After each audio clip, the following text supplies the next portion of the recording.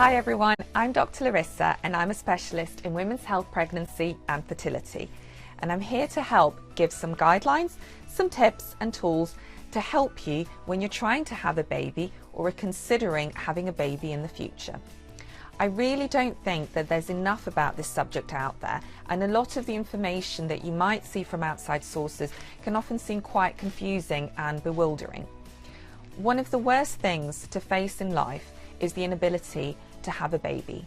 It seems like such a basic human right, and not being able to have this is incredibly harrowing, let alone when you get branded or labelled with terms such as infertile, which is why I've come to dislike it so much, and I actually personally barely ever use it.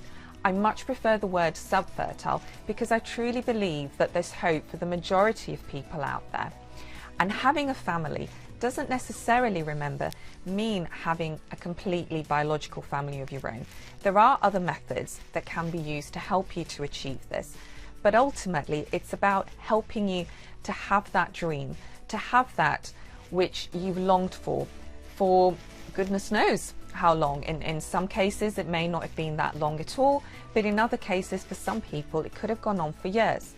And one of the biggest problems that I see all the time is that people don't necessarily know when to go for help and when to seek treatment. And the first thing I'd say about this is that actually a lot of it depends on the situation that you're in and how old you are. So as a general rule of thumb, if you're a man or a woman 35 and under and you've been trying for around a year, then this is a good time to go and see your GP, who can start undertaking some really basic investigations. Please remember, it doesn't necessarily mean that there's anything wrong with either of you, but it's a necessity to just have a general screen to see if potentially you might need some more help, or whether it's okay to continue to try for longer, because a lot of people won't necessarily conceive within a year. It may take 2 years, sometimes 3 years in order to get there. If you're over the age of 35, there is a greater chance that you might have particular issues that could be affecting your fertility. And that's why, generally speaking, I would reduce this wait time to around 6 months before you go and see the GP to start undertaking the basics. Now, if you're a single woman looking to have children, obviously you don't need to wait for that long. You can go and see a specialist almost immediately as soon as you make that decision. One of the other things as a single woman which you may wish to consider is not necessarily having a child immediately, but wishing to undertake what's called an MOT, which is essentially just to screen you and make sure that actually, in terms of your ability to have children in the future, this is all okay and you don't need to consider options such as fertility preservation. Now, we'll talk about this in a separate video because this is quite a complicated issue, and nothing, not even an MOT, can guarantee that you'll necessarily be okay in the future, but it may offer you some peace of mind, and the specialist can go through all the different options with you. If you're a same-sex couple, again, as soon as you make the decision to get pregnant, you need to be going to see a specialist who can talk you through the different techniques that you can use in order to help you to get there. And if you're a transgender individual, then again, it's really important to go and see a specialist and not forget about fertility preservation. You'll be on an enormously tough journey in any place, but I think it's vital that your GP recognises the value of referring you to someone to talk about how to preserve your fertility when you do make the gender change, because this will allow you all of the options that are necessary to you in order to let you have your own biological children if this is what you wish for.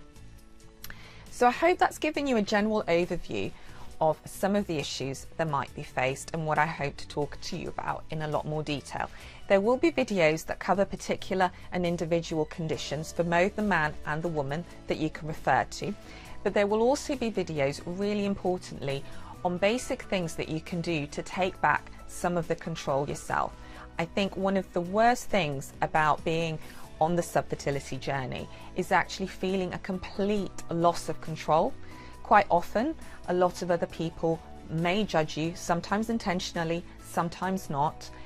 And I think it often seems as if you're at the whim and mercy of so many other specialists and people who seem to have a grasp of all of this, and yet you yourself have no basic understanding because there's been no education that's been offered to you.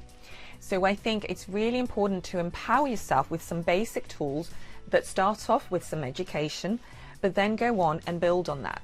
So tips for exercise and fitness that you can be doing to try and get yourself in the best possible state of health to have a baby. Things that you should and shouldn't be eating, which we're all interested in. Looking at your weight and how that can help you.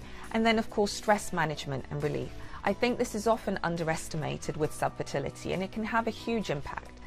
So I hope that what I'm going to share with you will be really, really helpful. I'd love to hear your thoughts on it, and I hope you enjoy going through it and nipping in and out of it as and when you need to, as much as I've enjoyed creating all of this for you. I really, truly hope that I can help. Good luck.